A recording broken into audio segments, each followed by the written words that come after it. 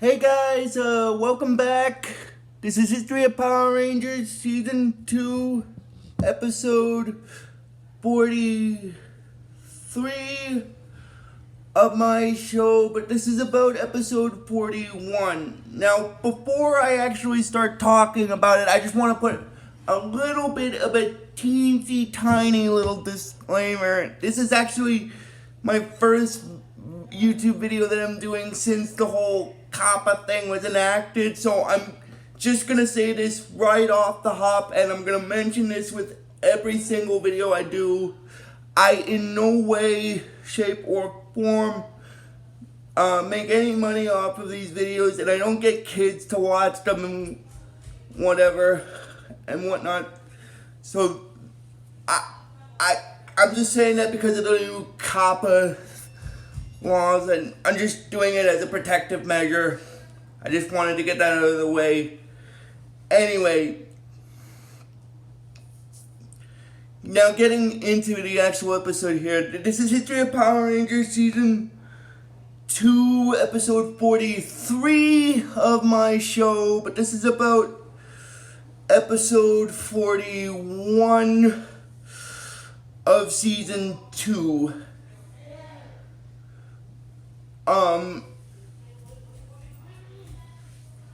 And episode 41 of season 2 is part 1 of the wedding 3-part episode. But before I start talking about it, I just want to mention, I'll record this now, but I'll post it later today. And again, like I said at the beginning of the video, I am in no way make any money off of these videos. I don't get kids to watch them and whatever because of the COPPA thing. I really don't want to get in trouble with it. I'm just saying that as a protective measure. Now, the way this episode first starts off is, Miss Appleby is telling our class that they're going to be going on a field trip for some kind of ambassador kind of thing and such. And then, which is in Australia, basically. And then, after that, basically what happens is, the Rangers get a little excited about that after Miss Appleby told them about it, and then,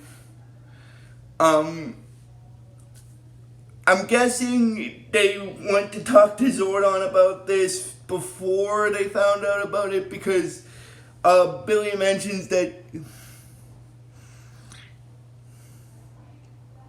he's just glad that Zordon informed them that their trip is coinciding with Lord Zedd's annual 100-year recharge, which basically in his case is he's going for a nap to rejuvenate his evil energies so that he can destroy them. So they got a break that he had to rest and stuff. And basically, and I can't remember exactly, but one of the Rangers says that if only he could have stayed asleep for 100 years. Oh my god, because it's a recharge, so it's a nap. It's not a full sleep thing. Oh.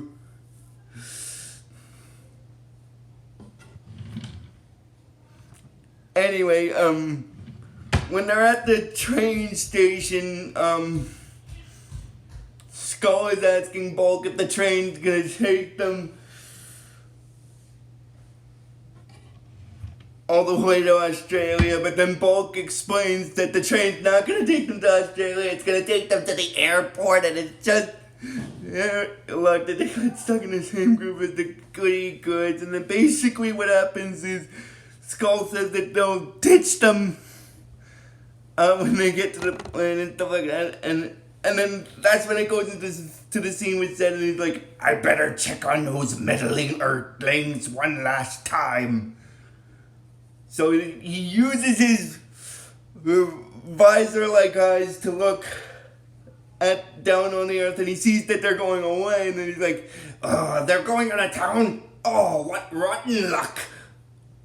That's bad luck for him, because he's like, "I should be attacking Angel Grove right now, but the time has come." So he's a little irritated with it because of the fact that with them being out of town, he should be attacking Angel Grove, but because of his annual 100-year recharge, which is his nap, he has no choice, but he has no choice to take the rest to rejuvenate his evil energies in order to battle the Rangers again. So he's a little upset about it in this episode, that they're leaving around the same time that they're leaving for their trip on the same time he's going for his nap, but he's okay with it because he doesn't really have a choice, which is understandable. And then he asks Goldar if the rejuvenation chamber is ready, and then Goldar tells him it is ready, and then soon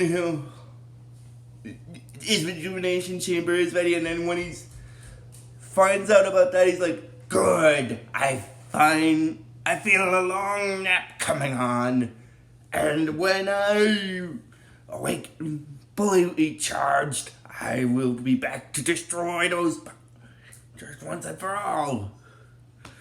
And then it goes into the scene where Rita is in the dumpster because remember, for most of this season, as I've stated in my previous videos, for most of this season, up until this point, Rita had been placed inside the dumpster by Zedd. Then the dumpster reappeared on Earth, and then Bulk and Skull got it, and then there was another little incident with that, and it was sent back into space. So she hadn't been seen up until this point, and then basically, what happens is when she's in the dumpster, she's like, perfect! Now that Zedd's off to take his little nap, I'll start my own plan, which basically her own plan, in this case, it kind of involves Zedd. Now, this is going to sound kind of funny, but her plan partially had to do with a love potion, which that same love potion, I'm just mentioning it now because that potion will get used again in season 3. I just thought I'd get that out of the way there. Anyway,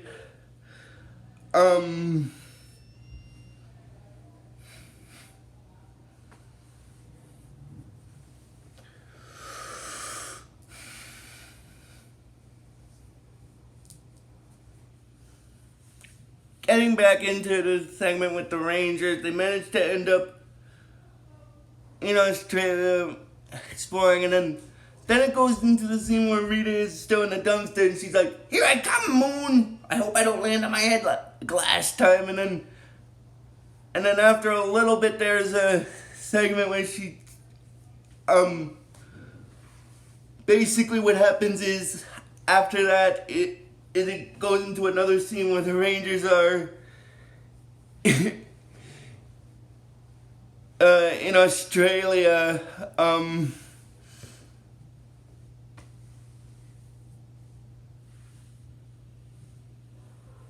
and then basically what happens is there's a little bit of a, when they first arrive in Australia, in one of the previous scenes I talked about, there's this little montage of them in Australia and such, and basically what happens is, and there's this little music that's playing in the background. I can't remember, it's not that I can't remember, it's just I'm having a little itsy bitsy bit remembering. Anyway, continuing on with where I left off after that,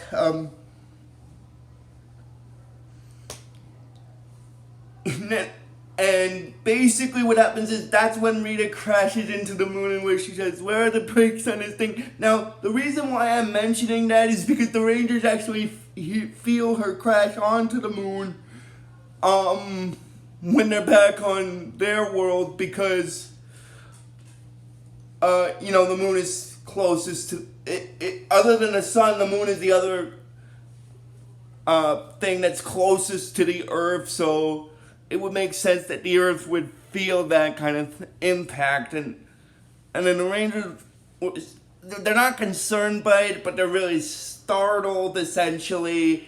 And then basically, what happens is after that,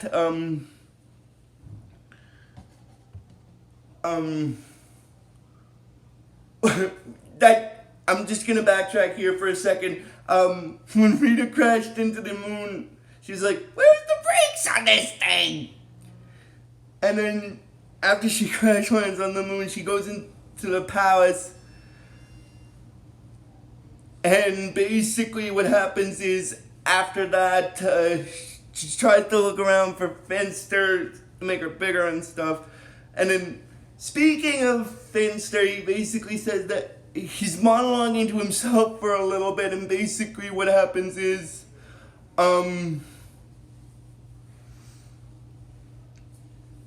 because he said that when Rita was there, he and her were quite a team, but now that one's there, he just holding in the way, because he used to be the monster maker, but now that Zedd makes his own monsters by using his staff, Rita not being there, he's not needed anymore.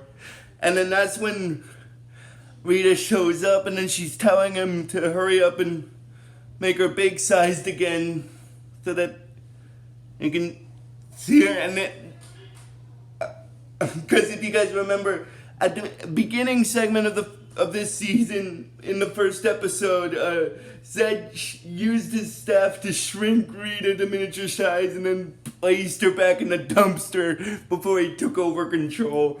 Oh my god. So she's still tiny at this point. And then after Finster sees that, he uses this machine that is basically like a mixing machine that's both a shrink and grow ray at the same time, and in turn uses that to make her grow big again. And then after that, she hugs him, and then basically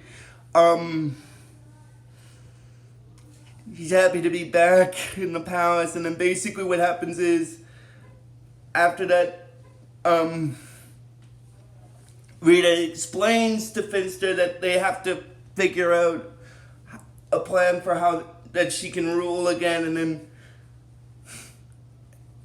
and then Finster explains that while she was away, he was busy creating lots of different monsters. Now this actually plays into a hand in, remember how I said her plan's gonna play into a hand in the entire storyline of this episode, plus the remainder of the second season, and the entirety of season 3. Basically what her plan is, I'm just gonna explain it here. Her plan is basically to use like a love potion to make Zedd fall in love with her, and then essentially Wolfie in the universe will be ruled by her and stuff. Oh, I'm just doing that. I'm just mentioning that now just so that you guys understand that part. Anyway, continuing after that, but before that, she mentions about the love potion part.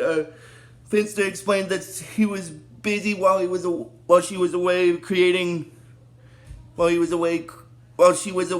the dumpster. He was busy creating monsters for her to send to Earth to attack and stuff. And then she said, no. And then that's when she mentions about the love potion, and that does he not having brains. And then she said that it's been so fun to insult them, she's forgotten. And then after she mentions that she wants the love potion to make that fall in love with her, basically,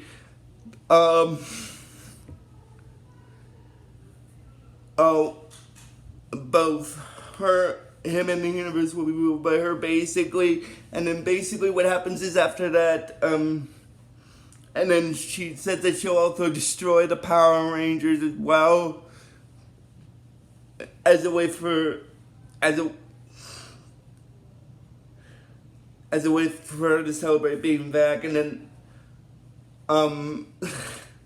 then Finster explains to her that her plan will work out as soon as the Rangers get back from their trip from the trip to Australia and stuff.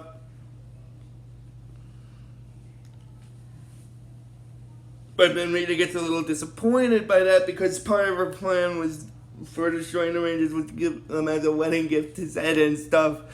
And then that's when Finster comes up with the idea to lure the Power Rangers back to Angel Grove by using Alpha 5. And I'll explain what I mean by using Alpha 5 when I get to the segment with them. And then basically what happens is after that it goes into a scene where Zordon and Alpha are in the command center, and then Zordon is asking Alpha if he senses a deviation in his behavior pattern, which is basically like he's essentially saying like he's maybe upset, and then Alpha explains that he's fine. He explains to Zordon that he's just fine. He guesses he just misses the Rangers and everything, which kind of makes sense because they're off on the trip, and they usually always come to visit him in the command center, but because of the trip, they're not there, so he's a little depressed, which is understandable why it's like that. And then Zordon assures Alpha that by now, Lord Zedd is deep asleep in his rejuvenation chamber, and they shouldn't have anything to worry about, any danger to worry about while they're gone. And then Alpha says that Zordon is right, so he decides to take a walk outside, and that's actually plays a hand in part of Rita's plan to use Alpha to lure the Rangers back, because after that what happens is when Alpha's outside the command center, before I continue, I just want to mention something. This is going to sound kind of funny, but in the segment with Broken Skull, when they're in Australia, they order lobster, and then after that, Skull mentions about a lobster being extra fresh, and then the lobster does show up, and then it is extra fresh because it's actually alive. Oh my god, it's so funny. Because it's alive. I'm sorry, I just had to backtrack there for that part because I thought it was funny. Anyway, getting back into it with Alpha. After he leaves the command center, he goes to check out the area around it, and he sees that it's so dull without any flowers, so he wishes that there were some flowers around here. And that's when he comes up with the idea to tap into basically the morphing grid to create some, and then that's when the putties show up, and then Finster is telling the putties to hold him steady while he puts the reprogramming disc into Alpha, and then after that he manages to put the disc in, and then Finster is telling Alpha to do his job, and then he says, "Will do, Buckaroo," and then he goes back into the command center, and then Zordon is explaining to Alpha that he's detecting unusual behavior and what happened to him outside. And then basically what happens is because of the reprogramming, Alpha is telling Zordon who cares what he's detecting, I'm gonna be quiet. I've got work to do. And then that's when Alpha contacts the Rangers on their communicators and tells them that to basically morph and teleport to the old abandoned Angel Grove Theater. Once there, wait for further instructions. And then Zordon is telling Alpha not to have them teleport there because the theater. Then Zordon is asking Alpha what he's doing. And then Alpha says that at the moment, shutting off his communicator so he doesn't alert the Rangers to his plan. And then basically after that, the Rangers try to contact Alpha again on the communicators, and then they decide to morph and teleport to the abandoned theater afterward, and then now getting back into it with Finster after.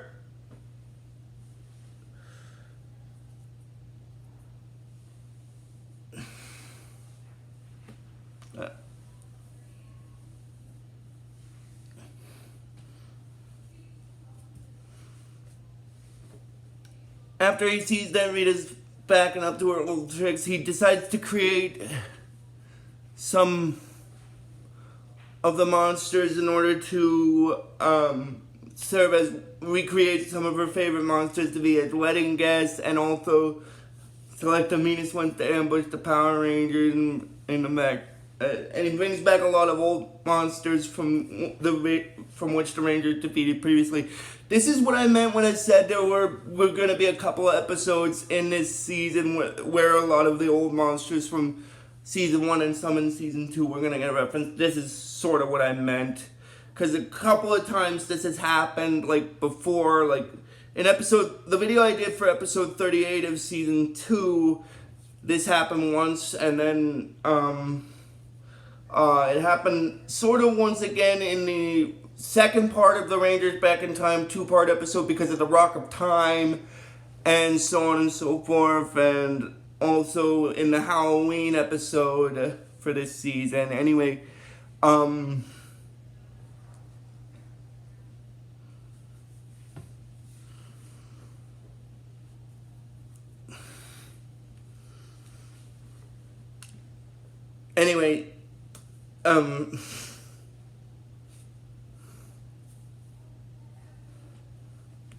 now getting back into it with the Rangers, they morph and they teleport to the place, to the abandoned theater, and then that's when, first getting back into it with Finster, after he creates the monsters, he said that he must recreate some of Rita's favorite monsters to be wedding guests, as well as pick the meanest ones to ambush the Power Rangers in the theater, and that he can't wait to see what happens when they try to use their powers inside that theater. Now, the reason why their powers don't work in the theater is because apparently the theater is a vortex, which means in this case, their powers are useless inside the theater and such. That's the reason why Zordon didn't want Alpha to bring them there, is because of that, and I just wanted to get that out of the way there. Anyway, getting back into it with the Rangers, after they morph and they teleport to the theater, they wait there for Alpha's further instruction, and then they try to contact him, but their communicators don't work.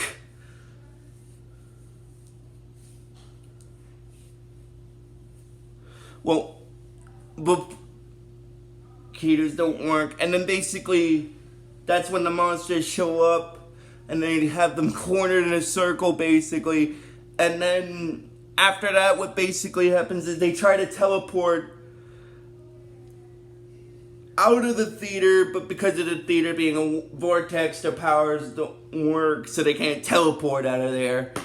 And then they're wondering what to do, and then the monsters are all chanting "Babauchibi, Babauchibu" over and over and over again. And that's basically where this first part ends. So if you guys like this video when I post it, just please give this video the real best you guys can, and I will see you guys probably later for the next video.